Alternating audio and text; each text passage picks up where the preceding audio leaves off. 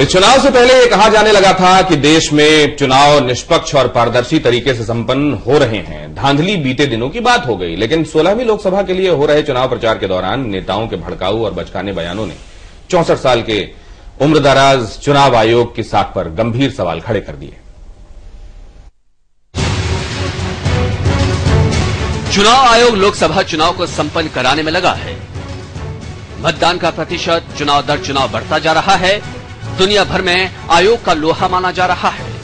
तो आखिर क्या वजह है कि चुनाव आयोग अमर्यादित बयानबाजी और आचार संहिता के उल्लंघन के मामले में नेताओं पर अंकुश नहीं लगा पा रहा है? वो कुछ भी बोल देते हैं, हिंसा फैलाने वाला, सामाजिक विद्वेष बढ़ाने वाला या फिर राजनीति की गरिमा को गिराने वाला बयान दे देते हैं। लेकिन चुनाव आयोग कारण बताओ नोटिस जारी करने से ज्यादा कुछ नहीं कर पाता। ना नेताओं को सबक मिलता है, ना वो डरते हैं। आजकल विवादित बयान देने का तो सिलसिला ही चल पड़ा है। वैसे तो ऐसी बयानबाजी को लेकर कई कानून हैं, पर ऐसे भाषणों के लिए नेताओं पर कार्रवाई नहीं किए जाने से ये सवाल गहराता जा रहा है कि क्या मौजूदा कानून निष्प्रभावी हो गए हैं। चुनाव आयोग ने आपत्तिजनक भाषणों पर निगरानी रखने के लिए नई तकनीक का सहारा तो लिया है, लेकिन उसके पास किसी को गिरफ्तार करने या कानून का पालन कराने के अधिकार नहीं है। सत्ता की होड़ में एक दूसरे को नीचा दिखाने की कवायद इतने घटिया स्तर पर उतर आएगी, ये यकीन नहीं होता। नेता बोटी बोटी काटने की बात करने लगे हैं, विरोधियों को समुद्र में फेंकने की बात कहने लगे हैं, मतदान के बाद वोटर्स को स्याही मिटाकर दोबारा वोट करने की सीख देने लगे हैं, मतदान नहीं करने पर पानी बिजली काट देने की धमकी देने लगे हैं, बदला लेने के लिए मतदान करने को कहने लगे हैं, तो कई धर्म जाति का जिक्र करने लगे हैं। दलितों के घर में हनीमून मनाने जैसी घटिया बयानबाजी होने लगी है, तो नीच राजनीति जैसे जुमलों को बढ़ा चढ़ाकर पेश किया जाने लगा है। और हैरानी की बात तो ये कि महज एक दो नेताओं को चुनावी रैली या कार्यक्रम में हिस्सा लेने पर रोक के अलावा चुनाव आयोग नोटिस देने के अलावा कुछ करता नहीं दिखता है। चुनाव आयोग भी बड़े दम से कह रहा है कि इस चुनाव में मतदान प्रतिशत का रिकॉर्ड टूट रहा है, और ये सच भी है। तपती धूप में मतदाता घंटों लाइन में खड़े होकर अपनी बारी का इंतजार करते हैं और उत्साह से मताधिकार का इस्तेमाल कर रहे हैं, और ये भरोसा उन्हें चुनाव आयोग से ही मिला है। ऐसे में क्या चुनाव आयोग का ढुलमुल रवैया उनके उत्साह पर पानी फेरने का काम नहीं कर रहा है? इसमें कोई शक नहीं कि चुनाव आयोग ने पिछले 64 साल में कई अच्छे काम किए हैं, लेकिन अच्छे कामों पर स्तरहीन बयानों ने पर्दा डाल दिया है। आयोग को और अधिकार मिले, इसके लिए सरकार और सियासी दलों से उम्मीद करना बेमानी है। खुद आयोग को अपने अधिकार छीनने होंगे। टीएन शेषन की तरह उन शक्तियों को न सिर्फ पहचानना होगा, बल्कि उनका इस्तेमाल भी करना होगा, ताकि जहर उगलने वाले नेताओं पर लगाम लग सके। समय के लिए ब्यूरो रिपोर्ट। देश की सबसे बड़ी डेमोक्रेसी में चुनाव हो रहे हैं। 81 करोड़ मतदाता हैं, 9 लाख पोलिंग स्टेशंस हैं और 9 फेज में ये चुनाव हो रहे हैं। मैमोथ एक्सरसाइज है जिसे ये इलेक्शन कमीशन कर रहा है, और ये भी हमें समझना होगा कि कैसे हर बार चुनाव दर चुनाव मतदाता ज्यादा निकल के आ रहे हैं, और इसका क्रेडिट इलेक्शन कमीशन को जाता है। लेकिन उसके बावजूद इस चुनाव में हम देख रहे हैं कि इलेक्शन कमीशन पर सबसे ज्यादा आरोप भी लगे हैं, सबसे ज्यादा कटघरे में भी इलेक्शन कमीशन को खड़ा किया जा रहा है। पूर्णिमा जी, क्या कारण एज ए होल हम देखें तो इतनी सफलता के बावजूद जिसको स्टडी करने बाहर से लोग आ रहे हैं, सवाल भी उतनी ज्यादा नहीं। एक्चुअली क्या हो रहा है अलका जी, इतनी क्लोज मॉनिटरिंग है कि हर छोटी से छोटी वायलेशन भी सामने आ रही है, बिकॉज इतना ज्यादा मीडिया चारों तरफ है, और इलेक्शन कमीशन की खुद सर्विलांस बहुत अच्छी है। हमें पिछला 2005 का मैं बताना चाहूंगी, बिहार में जब चुनाव हो रहे थे और जिस वक्त लालू यादव की साख दांव पे लगी हुई थी, एक इलेक्शन कमिश्नर थे जो वहां के बिहार के इंचार्ज थे, और उनका टेरर था उस समय, और लालू यादव उनके खिलाफ बहुत बयान दे रहे थे कि वो बिल्कुल सरकार के एजेंट के रूप में काम कर रहे हैं। उसके पहले का आप लिंगदोह जी का या शेषन का कार्यकाल याद करिए, तो इलेक्शन कमीशन सख्ती दिखाता रहा है, लेकिन अब इतनी मॉनिटरिंग है कि वो थोड़ा जितनी सख्ती कर रहा है उससे ज्यादा वायलेशंस के केसेस सामने आ रहे हैं। लेकिन हम इससे क्रेडिबिलिटी पे सवाल अभी ना उठाएं तो क्रेडिबिलिटी पे सवाल नहीं उठा रहे हैं। हम ये बात कर रहे हैं कि क्या कहीं कोई कंपोनेंट कुछ ऐसा कर सकता है जो इलेक्शन कमीशन की पूरी जो साख है उसके मुताबिक ना हो। वो कंपोनेंट भी डायरेक्टली इलेक्शन कमीशन के अंडर काम करता है दिनेश जी, इस समय हमें तो क्या उस पर बात करना असल में इंस्टीट्यूशन की पर उंगली उठाने जैसा हो जाएगा? अगर ऑफिसर को इलेक्शन कमीशन ने सुओ मोटो नोटिस लेके नहीं कुछ एक्शन लिया है और हम इस पे उठाते हैं सवाल, तो इसका मतलब कि हम इलेक्शन कमीशन की क्रेडिबिलिटी को असल में क्वेश्चन कर रहे किस पर आयद होती है और कितनी आयद होती है? आजम खान साहब पर कितनी आयद होती है? सिस्टम ऑफ गवर्नेंस जो रिलेटेड ममता बनर्जी पर कितनी आयद होती है कि वो इस बात का ध्यान रखें? और मोदी साहब और कुल मिलाकर जो डिस्कशन हो रहा है उस पर किस पर कितनी जिम्मेदारी होनी चाहिए, या एकदम ये चर्चा ही नहीं होनी चाहिए, इस पर एकदम साइलेंस होना चाहिए? नहीं, बिल्कुल चर्चा होनी चाहिए। ये डेमोक्रेसी की ब्यूटी है कि हर बात पर चर्चा होनी चाहिए और जहां पे बुरा लगता है, जहां पे लगता है कि वायलेशन हो रहा है, वहां पे उंगली भी उठानी चाहिए। इसमें कोई बुरी बात नहीं है, डेमोक्रेटिक प्रोसेस का हिस्सा है। लेकिन एक बात याद रखिए कि इलेक्शन कमीशन जो अपने 300 अमलों के साथ काम करती है, वो कहीं ना कहीं पूरे तौर पर डिपेंड करती है लोकल एडमिनिस्ट्रेशन पे। लोकल एडमिनिस्ट्रेशन उनको डायरेक्टली रिपोर्ट करता है, ये अपनी जगह पे बात है। लेकिन इस बात से भी किसी को कोई मेरे ख्याल से इनकार नहीं होगा, कहीं कहीं कुछ केसेस में लोकल एडमिनिस्ट्रेशन में कुछ बायसेस दिखते हैं जो रिफ्लेक्ट हो जाते हैं। इसको हम नहीं, मैं ये नहीं कह रहा हूं कि जो वहां पे हुआ है बायसेस के तहत हुआ है, लेकिन ऐसा हो भी जाता है। लेकिन उसके बाद हम लोग सीधे अगर क्रेडिबिलिटी पे और इलेक्शन कमिश्नर की या इलेक्शन कमीशन के विवेक पे सवाल उठाए तो ये जल्दबाजी होगी। ये देखना चाहिए। आप याद रखिए कि एक छोटे से इशू पे अगर यशपाल कपूर साहब गाड़ी का इस्तेमाल करते हैं, उसका इलेक्शन कमीशन की रिपोर्ट होती है, उसका प्रधानमंत्री के खिलाफ फैसला आ जाता है, तो ये सारी घटनाएं हुई हैं। दूसरे ये कि आप हर बात का क्रेडिट दे रहे हैं कि शेषन साहब के पीरियड में हुआ, ऐसा नहीं है। इलेक्शन कमीशन हिंदुस्तान का वो इदारा है जो बहुत पावरफुल रहा है शुरू से, चाहे शक्दर साहब रहे हो चाहे शेषन साहब रहे। शेषन की बात इसलिए आती है कि वो ईवीएम लेके आए और इसलिए ज्यादा चर्चा में आया, थोड़ी सी प्रोएक्टिव होकर काम करे। लिंगदो उनसे थोड़ा अलग तरीके से काम कर रहे थे, ये संपत साहब थोड़ा उनसे डिफरेंट काम करते हैं, लेकिन हर आदमी उस न्यूट्रलिटी को रखता है कायम और काम कर रहा है। हम लोग ये मान लेते हैं। एक चीज और, दूसरी ये कि ये अगर आप मानिए या ना मानिए, ये एक सच है कि जहां से नरेंद्र मोदी चुनाव लड़ रहे हैं वो कोई दूसरी कॉन्स्टिट्यूंसी नहीं है, वो एक वीआईपी कॉन्स्टिट्यूंसी है। वहां पे हर तरह की पॉसिबिलिटीज हो सकती हैं। एक दूसरे ये कि वडोदरा से हम उसको कंपेयर नहीं कर सकते हैं या किसी दूसरे से नहीं कर सकते हैं। पॉलिटिकली बहुत चार्ज है। कैन यू थिंक कि आपको ये अंदाजा है कि आज की तारीख में कितना मीडिया प्रेजेंस वहां पे है?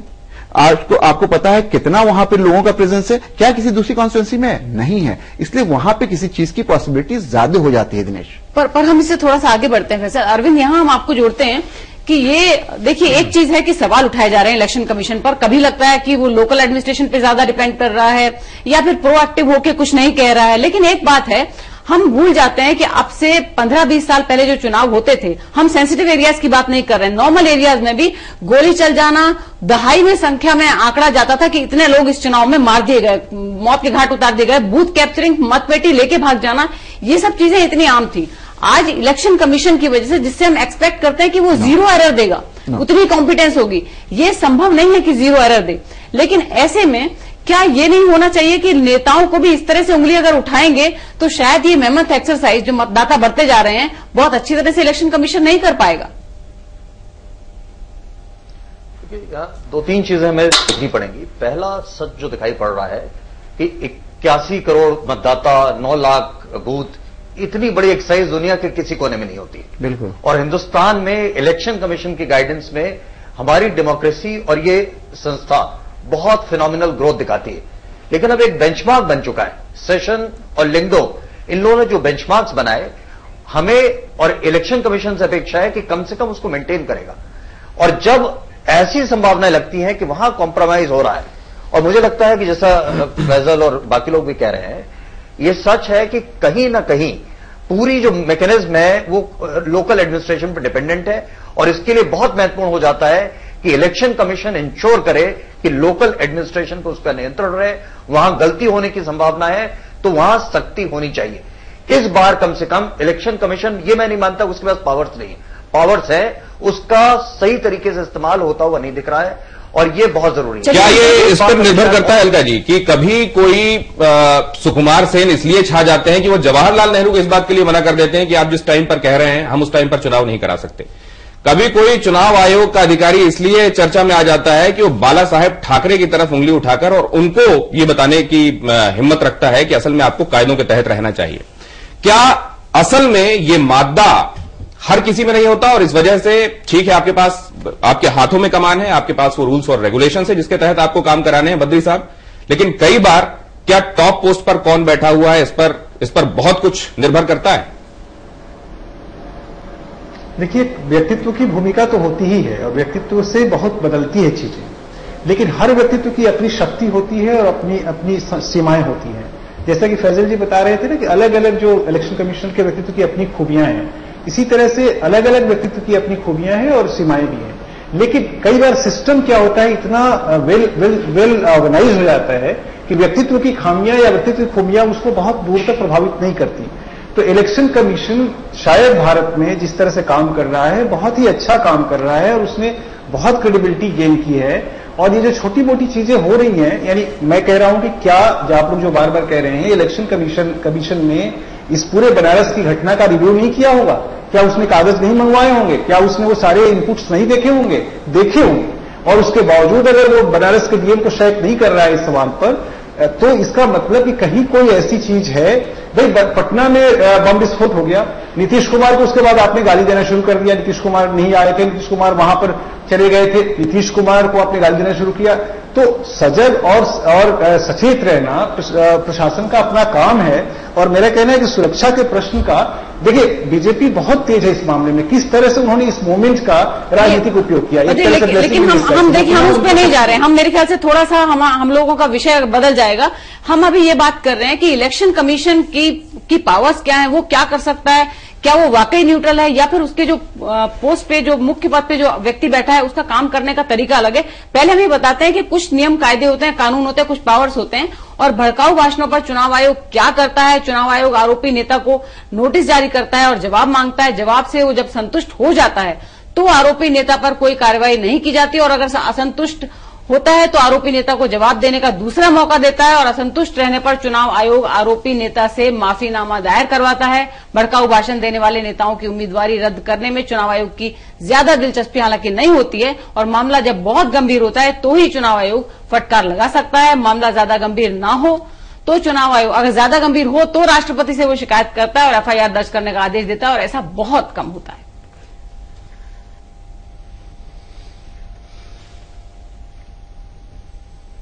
आप बहुत कुछ बोलना चाह रहे हैं, मुझे लगता है पावर्स बता रही थी कि इलेक्शन कमीशन के क्या कर सकता है और क्या नहीं। जी, मेरे ख्याल से हम लोग की बहस के एक बुनियादी जो सच है, जनतंत्र में इलेक्शन कमीशन को अगर बनाया गया है तो ये नेताओं के सिर्फ बयानबाजी के लिए उसकी नहीं बनाया गया है। उनका बेसिक काम है कि जनतंत्र में एज ए सिटीजन, मैं एक सिटीजन के हैसियत से बोल रहा हूं, मेरा वोट अहम है, नेता नहीं है उसमें। मेरा वोट मायने रखता है कि वो नेता कौन चुना जाएगा। वो नेता खड़े होते हैं और जनता वो तय करती, उनके सुनकर, उनसे मिलकर, उनकी बातों के आधार पे, उनकी पॉलिसीज के आधार पे कि मेरा होगा कौन, चुनाव कौन होगा। और यही फ्री एंड फेयर इलेक्शन कराना उनका जो इनका इसीलिए उनकी जिम्मेवारी बनती है। इस बार जो अगर शिकायत कुछ उठ रही है, शिकायत की तरफ जा रहा है, मेरा अगर वोट नहीं होता है, मैं एक इलेक्शन कमीशन के हिसाब से मैंने वो सारी चीजें की हैं, प्रक्रियाएं पूरी की हैं, मेरा लिस्ट में नाम होता है, लेकिन मुझको वोट नहीं देने दिया जाता है, चाहे वो बूथ रिग कर दिया जाता है, चाहे वो वहां से लास्ट मिनट में कोई जगह पे बोगस वोटिंग कर देता है, कोई डिलीट कर देता है मेरे नाम को, तो उस समय इलेक्शन कमीशन को मेरे उस राइट को प्रोटेक्ट करना है। अगर एक वोट की अहमियत हम वोट देने वालों को समझाते हैं कि आप आइए और इस वजह से, क्योंकि आपका वोट इतना बेशकीमती है, आइए वोट कीजिए, अगर वो बेशकीमती वोट कभी किसी वजह से भी कोई नहीं दे पाता है तो इसमें किसकी जिम्मेदारी है। अब आपको बताते हैं कि भड़काऊ भाषण पर क्या कहता है कानून। जाति, धर्म, संप्रदाय के नाम पर लोगों को भड़काने के दोषी को आईपीसी की धारा 153A के तहत 3 साल की सजा का प्रावधान है। दो संप्रदायों के बीच दुश्मनी फैलाने के उद्देश्य से बयान देने पर आईपीसी की धारा 505 के तहत 5 साल की सजा का प्रावधान है। भड़काऊ भाषण के दौरान जान से मारने की धमकी देने पर आईपीसी की धारा 506 के तहत कार्रवाई की बात है। भड़काऊ भाषण देने वाले नेता के खिलाफ जनप्रतिनिधित्व कानून की धारा के तहत 123 के सेक्शन 3A के तहत कार्रवाई की बात है। जनप्रतिनिधित्व कानून में नामांकन रद्द करने का अधिकार चुनाव आयोग के पास नहीं है। आयोग के पास आचार संहिता बनाने के सिवा आरोपी पर कार्रवाई के लिए कोई कानूनी अधिकार नहीं मिला हुआ है। लेकिन सवाल यह है कि कानूनन भी भड़काऊ भाषण देने वालों पर कब कब कितनी कितनी कार्रवाई होते हुए हमने देखी है। ठीक है, चुनाव आयोग की अपना एक मिजाज भी है उसका, और अपनी उसकी लिमिटेशंस भी हैं। लेकिन अगर ये धाराएं और इनके तहत ये प्रोविजन कुछ कहते हैं तो क्या टुकड़े टुकड़े कर देने वाली बातें हमने नहीं सुनी? क्या लोगों को भड़काने वाली बातें हमने नहीं सुनी? कार्रवाइयां कितनी हुई हैं? अरविंद साहब, कितनी याद है आपको? मुझे तो याद नहीं पड़ती, बिल्कुल टोकनिज्म हुआ है। कम से कम इसी इलेक्शन को देख लीजिए, सिर्फ टोकनिज्म के अलावा कुछ नहीं हुआ है। और जो बात अभी कही जा रही थी कि उन्माद हो जाता है वगैरह वगैरह, उसकी वजह से अगर किसी कैंडिडेट को आप कैंपेनिंग करने से रोकते हैं, मुझे लगता है इलेक्शन कमीशन का सबसे बड़ा फेलियर है। अगर वो ऐसा करता है तो इन्हीं धाराओं के अगेंस्ट पे कार्रवाई कीजिए, लेकिन आपकी जिम्मेदारी है कि इंश्योर करें कि उस कैंडिडेट को कैंपेन करने दें। तो फैसल, मतलब ये अगर ज्यादा इस तरह की चीजें आती है कि ज्यादा कार्रवाई करें, हम देख रहे हैं कि अगर कुछ पे ज्यादा कार्रवाई कर दी जाए और लगे कि, तो एक किस्म का डर होगा कि आगे से इस तरह के भड़काऊ भाषण, इस तरह के गाली गलौज वाला जो व्यवहार हो रहा है डेमोक्रेसी में, छोटे से लेकर बड़े नेता इस तरह की बात कर रहे हैं, समुद्र में डूब जाएं, खून कर दें, बोटी बोटी कर दें, तो शायद ये ना हो। अलका, मैं आपसे पूछ रहा हूं, ये बताइए कि हमने भी देखा, आप सबने देखा होगा वरुण गांधी ने क्या कहा, हमने देखा अभी वो जो अमरोहा का कैंडिडेट है। नहीं, हम ये नहीं कह रहे कि उन पर कार्रवाई नहीं चाहिए, हर किसी पर जो ऐसा करेगा कोर्ट में सिद्ध नहीं हो पाता है। हम सबने ये देखा, अब तो टेक्नोलॉजी का जमाना है, सारी चीज रिकॉर्ड भी हो रही है, सब कुछ सामने आ रहा है, कार्रवाई क्यों नहीं हो पाई? हमारा सवाल ये बताइए क्यों नहीं हो पाई? इसलिए कि कानूनी दांवपेच में फंस करके मामला कहीं अटक जाता है। यही वास्तविकता है ना, चाहे वो वरुण के केस में हो, चाहे वो समाजवादी पार्टी कैंडिडेट के फेवर में हो, चाहे आजम खान का मामला हो, कोई भी हो, ये वास्तविकता तो मानिएगा ना।